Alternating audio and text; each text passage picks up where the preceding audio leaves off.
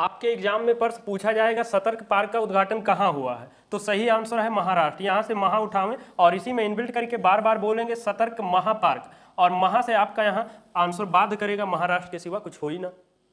बार बार answer याद करत है, भूल जाते हैं, कन्फ्यूजन होता है और सिलेक्शन नहीं हो पा रहा है, तो आपको अब ये तरीका आ गया है कि प्रश्न में ही आंसर को इनबिल्ट कर दिया जाता है और एग्जाम में प्रश्न देख के खुद ब खुद चिल्लाई के आंसर निकलत है। नमस्कार, स्वागत है सिलेक्शन महाकुंभ में। सीधा क्लास, नो बकवास में हम लोग 24 अक्टूबर के करंट अफेयर बड़े ही शानदार तरीके से सीधा याद करेंगे। चलते हैं क्लास में। हाल ही में भारतीय सेना की सुदर्शन चक्र कोर ने कहां पर स्वावलंबन शक्ति अभ्यास का आयोजन किया है, तो सही आंसर क्या है, मध्य प्रदेश में है। अब देखिए अलग से याद करेंगे तो वही दिक्कत आई, भूलेंगे, कंफ्यूज होंगे।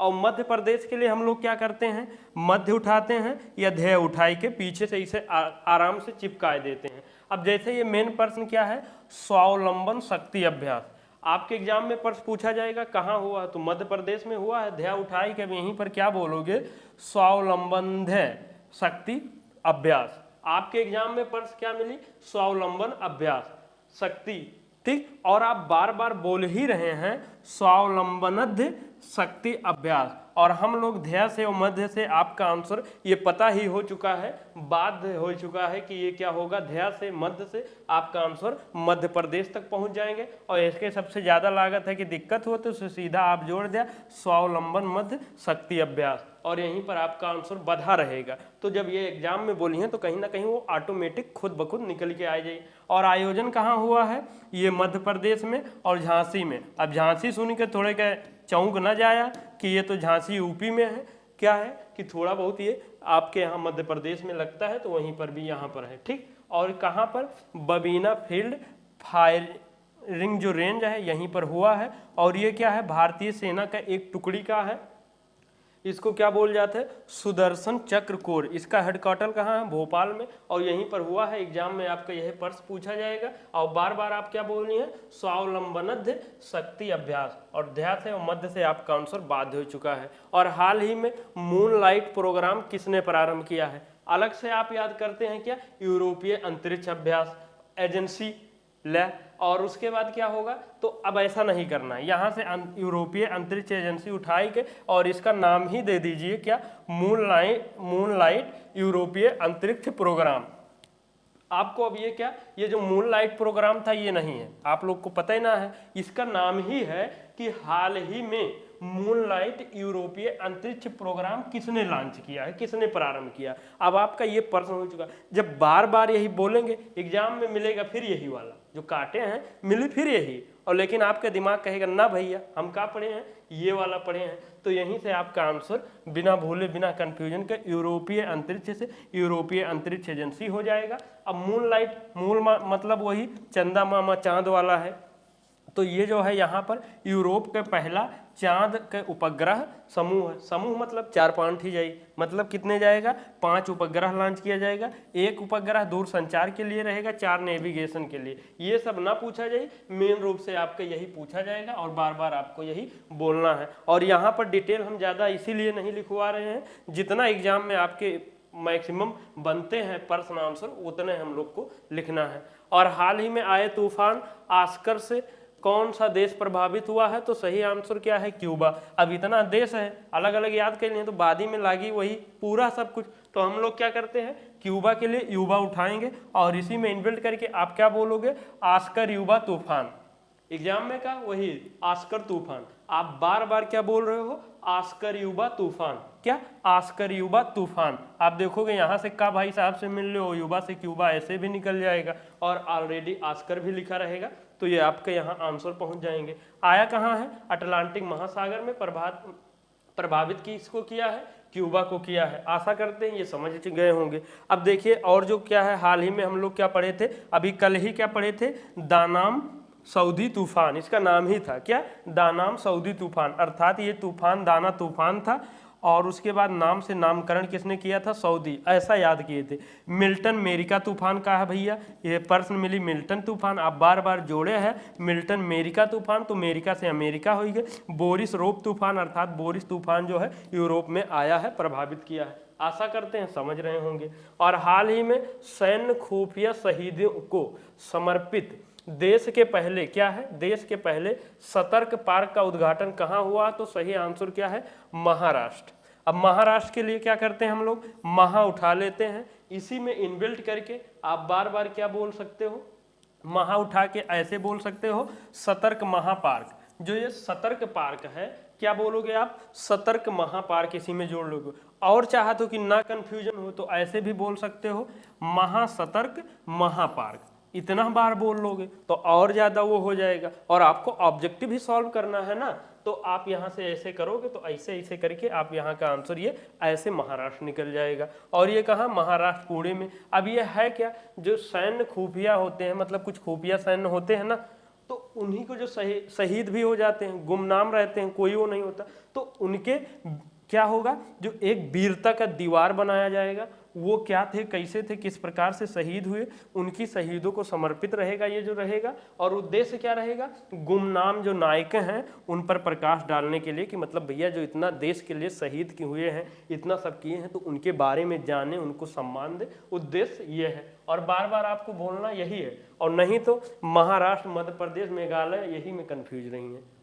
और हाल ही में यूएई और मोरक्को के बाद WHO से मलेरिया मुक्त प्रमाण पत्र या प्रमाणन हासिल करने वाला तीसरा देश कौन सा बन गया है? और सही आंसर क्या है? मिस्र। जे का बोल जाता है इजिप्ट। आप बार बार क्या बोल सकते हैं?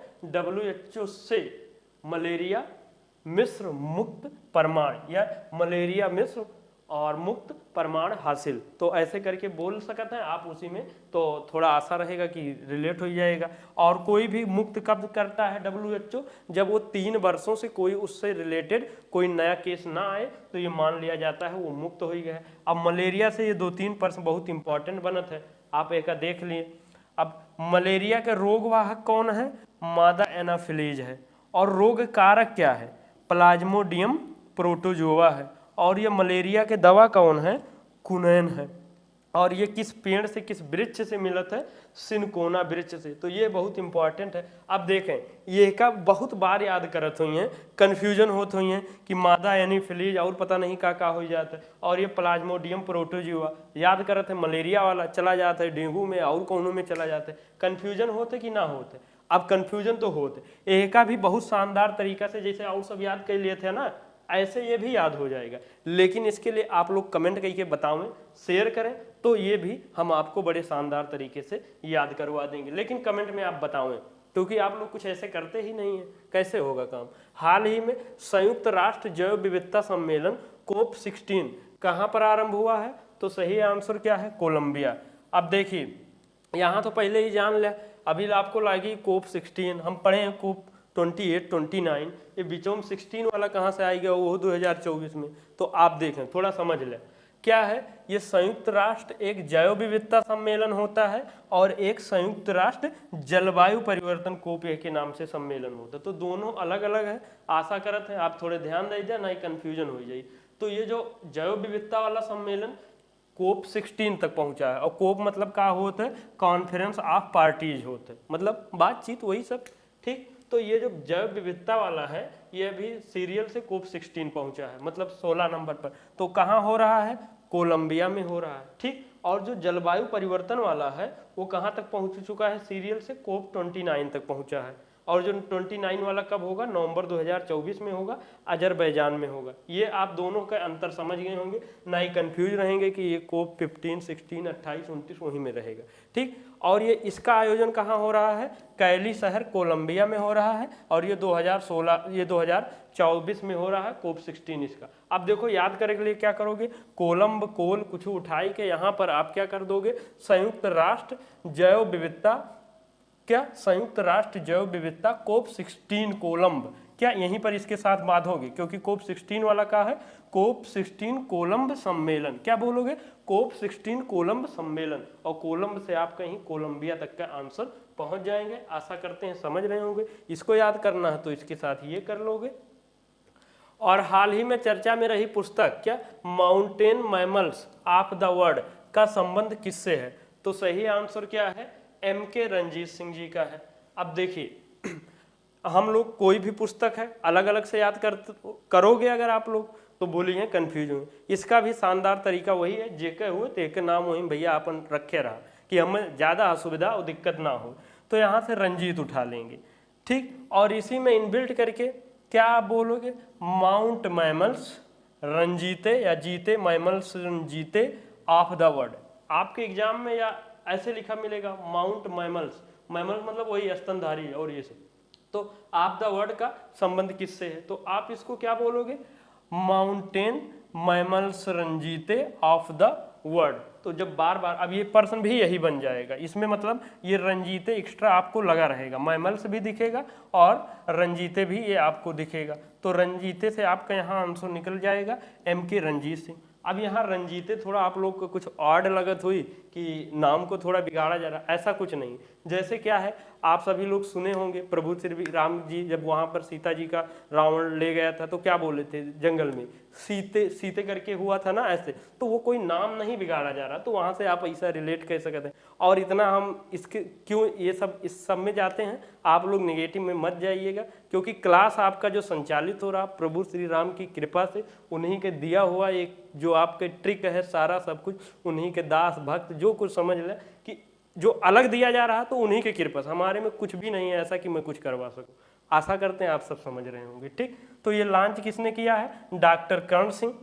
ये कौन थे, पूर्व शिक्षा मंत्री थे। और उसके बाद इनका बहुत काफ़ी सहयोग रहा है, वन्यजीव संरक्षण नीति बनाने में महत्वपूर्ण योगदान और कई चीज़ें हैं। तो बस मेन रूप से आपके जो एग्जाम में पूछा जाएगा, ये जो MK रंजीत सिंह जी हैं, ये इनका पुस्तक है, तो जिनका जो है आप वही बोलेंगे। जैसे सोर्स कोड किसका है, बिल गेट्स भाई साहब का है, ठीक। तो आप क्या बोलोगे, सोर्स बिल कोड, क्या बोलोगे, सोर्स बिल कोड, ये नाम ही हो चुका है पुस्तक का। तो जब एग्जाम में अगर मान लीजिए ऑप्शन भी दिखेगा तो वहीं कहीं ना बिल से आपको बिल गेट्स तक आंसर पहुंच जाएंगे। जैसे और इतिहास की पुस्तकें या कहीं भी कुछ याद करना है तो आप क्या कर सकते हो, जैसे ये कालिदास जी के जितने भी इंपॉर्टेंट है, रघुवंशम, अभिज्ञान शकुंतलम, मेघदूतम या जो कुछ भी है, हर एक में जहाँ से 2 वर्ड के बीच में थोड़ा गैप लागत है, वहीं में काली काली दोष मतलब नाम जोड़ के हमेशा के लिए आप बार बार वही बोलेंगे। जैसे रघुवंशम को क्या बोलोगे, रघु काली वंशम, अभिज्ञान काली शकुंतलम। ये थोड़ा लंबा लागत हुई, और लंबा इतना में ना लागत रहा हुई, दिक्कत इतना में नहीं, बस काली जोन जुड़ी गई वही से आप लोग का दिक्कत। कोई दिक्कत उक्कत वाली बात ना है, जब ढंग के करना है तो आप कर ले, कोई दिक्कत नहीं। तो क्या बोलोगे, अभिज्ञान काली शकुंतलम, और काली काली से आंसर कालिदास बाद हो चुका है। बाकी बहुत सारे कुछ है, सब कराया जाएगा, बस थोड़ा हमें भी समय मिले, वो कंटेंट मिले, सारा सब कुछ मिलेगा। बस आप सब लोग थोड़ा धैर्य और सहयोग बनाए रखें। अक्टूबर 2024 में कौन सा देश यूरोपीय स्काई शील्ड पहल में शामिल हुआ है, तो सही आंसर क्या है, स्विट्जरलैंड। देखें अब इसमें क्या करना है, ये है क्या, पहले इसको यही समझ ले। तो इसका है यूरोपीय स्काई शील्ड पहल, मतलब जो यूरोपीय देश हैं कुछ लोग के समूह है, और स्काई मतलब वही हवाई ऊपर वाला, और शील्ड मतलब सुरक्षा टाइप के कोच, यही सब बात हो रहा है ना। इसका पर्स का मतलब यही है। और जितने ज़्यादा पर्सन का पोस्टमार्टम कर लिए उतने ज़्यादा आपका मान लिया आंसर आ जाए। तो अब ये कौन सा देश, स्काई वही मतलब एयर डिफेंस सिस्टम का समूह है, मजबूत करना, जितने देश उसमें रहेंगे कि कोई अटैक आए, मिसाइल आए तो उससे क्या नाम है आप उसको नष्ट कर सकें, उद्देश्य यही है। तो इसमें कौन सा देश शामिल हुआ है, स्विट्जरलैंड। तो आप क्या बोलोगे बार बार, यूरोपीय स्काई स्वीट शील्ड पहल में शामिल देश, क्या यूरोपीय स्काई स्वीट शील्ड, क्या यहीं पर थोड़ा फोर्स करेंगे और यहाँ एक और बॉक्स डालेंगे, यूरोपीय स्काई स्वीट शील्ड पहल में शामिल देश, ये होगी। और इसका स्थापना कब हुआ है, 2022 में। समूह कब बना है, 2022 में। किसके नेतृत्व में, जर्मनी के नेतृत्व में। नियर अबाउट लगभग 21 देश इसमें हो चुका है। और हाल ही में कालिदास सम्मान पुरस्कार के लिए किसे चुना गया है, सही आंसर क्या है, रघुपति भट्ट जी। तो आप क्या करोगे, यहाँ से रघुपति जी को उठाओगे और क्या बोलोगे, कालिदास रघुपति सम्मान पुरस्कार। क्या बोलना है, कालिदास रघुपति सम्मान पुरस्कार। कब का वाला है ये, तो आप क्या बोलोगे बार बार, कालिदास रघुपति सम्मान पुरस्कार। तो कहीं ना कहीं आपको जब ये बार बार फॉर्म बोले रही हैं तो रघुपति से रघुपति भट्ट जी आपके यहाँ निकल जाएगा। ये मैसूर के चित्रकार हैं और 5 लाख पुरस्कार इसमें दिया जाता है। और अभी 2 पुरस्कार ताजा में हम लोग क्या पढ़े थे, राजकुमार पुरस्कार 2023 वाला किसको दिया गया था? राजकुमार हिरानी जी को दिया गया था। याद कैसे दिए थे? राष्ट्रीय किशोर कुमार पुरस्कार था, लेकिन हम लोग क्या कर दिए थे? राष्ट्रीय किशोर राजकुमार। अब राज एक्स्ट्रा आई गए और कुमार ये तो पहले था ही, तो राजकुमार आशा करते हैं जो regular day by day class में देखें वो समझ। अब जैसे दादा साहब फाल्के पुरस्कार इस बार किसको मिला है? 24 वाला मिथुन दा को। वैसे भी हम लोग मिथुन जी को दा भी बोलते हैं शायद ऐसा, तो दादा साहब मिथुन फाल्के पुरस्कार या मिथुन दादा करके आगे पीछे करके ये याद ही किए होंगे। और अनुसूचित जातियों को उपवर्गीकरण लागू करने वाला देश का पहला राज्य कौन सा बना है? तो सही आंसर क्या है? हरियाणा। यहाँ के मुख्यमंत्री नायब हरि सिंह सैनी जी, हरि मतलब वही एक्स्ट्रा हरियाणा से हुई गए, कि वहाँ के मुख्यमंत्री जी ने शपथ लिया है और पहला काम यही कर दिया है कि जो अनुसूचित जातियाँ हैं एससी, उनका उपवर्गीकरण करके देश का पहला राज्य बन गया। मतलब क्या है कि जैसे कोई एक समूह है, अब इसमें भाई कुछ आगे हो गए, कुछ बहुत आगे हैं, कुछ एकदम पीछे हैं, लेकिन वही चीज़ सबको जितना इन्हें मिलत है आरक्षण उतने जो आगे हो गए हैं उन्हों को मिलत है। तो कहा गया भैया अब जो बहुत आगे हो गए उन्हें एक अलग कैटेगरी में कैले, और जो बहुत पीछे हैं थोड़ा उन्हें और कैटेगरी में जब रही तो कोई चीज़ के आरक्षण या कुछ भी ऊपर ज़्यादा ध्यान दी जाए, ज़्यादा फोकस दी जाए। उद्देश्य यही है। और इसको याद कैसे करोगे? बार बार बोलोगे क्या? अनुसूचित जातियों का उपवर्गीकरण करने वाला देश का पहला हरि राज्य। और ऐसा जो कार्य करें, मान लो गरीबों पिछड़ों बहुत ध्यान दें और हरि के समान होंगे, भगवान के समान होंगे, तो वो इसे समझ सकते हैं। और बार बार यही बोलना है, अनुसूचित जातियों का उपवर्गीकरण करने वाला देश का पहला हरि राज्य, और हरि से आपका आंसर हो जाएगा हरियाणा। और उद्देश्य क्या है? वही जो हमने बताया, जो वंचित अनुसूचित जातियों के प्रतिनिधित्व को बढ़ाना है, जो लोग रोजगार से वंचित रह जाते हैं, या जैसे मान लीजिए अब जिसको जॉब मिल गया है बहुत आगे हैं, वही जो हमने अभी तक कह दिया है। अब यहाँ पर हमने सारा सब कुछ मेन रूप से एक बार फिर से आप सुन लिया, ध्यान रखिए। सिलेक्शन तब ही हुई, कुछ भी पढ़त है जब आंसर याद हुई, ये ध्यान रखिएगा। और पहली बार आ गए हैं चैनल पर तो आप सब्सक्राइब कर लें, बेल आइकन हिट कर लें, क्योंकि यहाँ पर जो सिलेक्शन के मेन पॉइंट होता है, जितना एग्जाम में आई उतने पढ़ाई जाता है और याद ही सीधा कराया जाता है, सिलेक्शन उसी से होना है। तो अब यहाँ पर लाइक शेयर कमेंट करें, बताओ कैसा लगा। कोई असुविधा हो तो यहाँ पर आप संपर्क कर सकते हैं, इन्हीं से जुड़े। अब चलते हैं सिलेक्शन वाले जोन पर। बंगाल की खाड़ी में आए तूफान क्या है? दानाम सऊदी तूफान, अर्थात जो दाना है उसका नाम किसने रखा है? सऊदी अरब ने। हाल ही में स्वदेशी लोगों को भूमि अधिकार प्रदान करने के लिए मिशन सम, वसुंधरा सम और 3.0 सम बार बार कई के असम हो चुका है। हाल ही में ट्रैफिक नियमों के उल्लंघन पर नजर रखने के लिए सिटीजन सेंटिनेल ऐप लॉन्च किया गया, अर्थात केरल हो जाएगा। और हाल ही में वर्ल्ड स्टील एसोसिएशन के चेयरमैन नियुक्त होने वाले दूसरे भारतीय कौन है? टीबी नरेंद्रन जी। आप लोग को ये हमने ट्रिक से बता ही दिया है। हाल ही में भारत ने किसके साथ गश्त भारती व्यवस्था, और हाँ ये हम ट्रिक बोल दें या कुछ भी बोल दें, आप लोग कुछ भी नाम दे दीजिए, एक ये पैटर्न है, ये तरीका है कि दोनों को ऐसे मिक्स करके याद करने का। अब आप वो कुछ भी नाम दे दें, ठीक है? आप इससे घबराना नहीं है कि हर एक प्रश्न के लिए ये ट्रिक। भाई ट्रिक क्या है यार, आप खुद देखें। ये गश्त व्यवस्था कौन कौन शामिल है? भारत का, चीन का है, तो हम कह रहे हैं भारत भी इसी में उठा लो, भारत भी चीन भी, यही में कम बांधे रहा गांठ की तरह, कि जिससे ये बोले तो ये खुद खट खट कर कूद के आ जाए। तो अब इसमें ट्रिक क्या है? बस आपके वो समझ का या किसी का जो लगता है वो फेर है। 16वां ब्रिक्स रूस शिखर सम्मेलन, अब जैसे ब्रिक्स शिखर जोड़े रहते हैं, हम कह रहे हैं 16वां ब्रिक्स रूस शिखर सम्मेलन कहाँ पर आरंभ होगा? तो जो आपको आंसर बाद में ढूंढ रहे हैं वो ऑलरेडी पहले निकल जा रहा है। और इसका फायदा यही है कि ना भूलिए, ना कंफ्यूज हुई है। और हाल ही में T20 महिला क्रिकेट विश्व कप 2024 का विजेता टीम कौन रहा है? न्यूजीलैंड। और किस देश ने 9वां, ये तो वही है। और अक्टूबर 2024 में ई श्रम वन स्टॉप सोल्यूशन निम्नलिखित में से कहां? तो केंद्रीय श्रम एवं रोजगार मंत्री मनसुख मांडविया हैं। और निम्नलिखित में से किसे भारतीय चैम्बर ऑफ अभ्युदय कॉमर्स का अध्यक्ष किसे नियुक्त किया गया है? अभ्युदय जिंदल जी को। और अब सारा सब कुछ हो चुका है। अब आप लोग कोई भी टॉपिक, कोई भी सब्जेक्ट पढ़ते हैं मैथ रीजनिंग के छोड़ के, तो हर एक जगह ये लगाओ बजाओ वाला ये ट्रिक, गोला जोला, जो कुछ नाम पैटर्न तरीका दे के फॉलो करें कि जिससे आंसर ना भूले। और अगर आप अलग अलग करके भी मतलब आंसर याद रहा था, नहीं भूले थे, नहीं कंफ्यूज हो रहे हैं, तो वो भी सही है। इन्हीं सब शब्दों के साथ में आप सभी लोग ऐसे अगर टेलीग्राम से ना जुड़े हैं तो यहाँ से जुड़ जाएं, यहीं पर आपको PDF और सारा सब कुछ मिलते रहते हैं। इन्हीं सब शब्दों के साथ में सिलेक्शन महाकुंभ परिवार से जुड़ने के लिए बहुत बहुत धन्यवाद। जय हिंद, जय भारत।